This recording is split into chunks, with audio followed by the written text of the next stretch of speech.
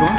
আপনারা দেখতে পাচ্ছেন আলহামদুলিল্লাহ আমার বাগানে মাশাআল্লাহ খুব ভালো আমের ফসল এসেছে।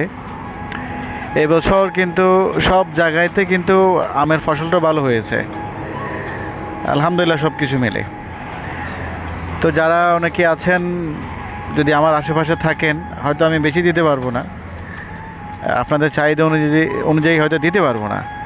যদি কারো মন চায় আম খেতে চান তাহলে আমাকে বলবেন, যে আমি দেওয়ার চেষ্টা করব যতটুকু সম্ভব।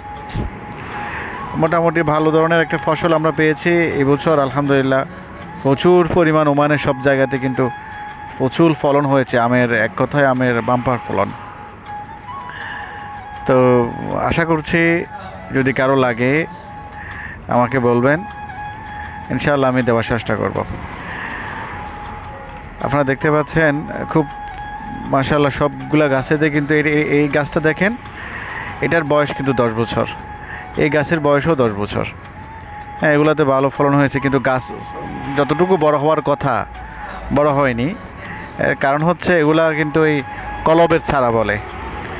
হ্যাঁ, এটাতেও মাশাআল্লাহ অনেকগুলো আম আসছে মাশাআল্লাহ।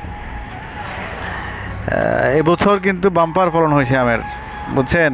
যে যেখানে আছেন আপনারা হয়তো জানেন ওমানে এমন আম হয়তো আমি দেখি না আমার 10-15 বছর রানিং ওমানে।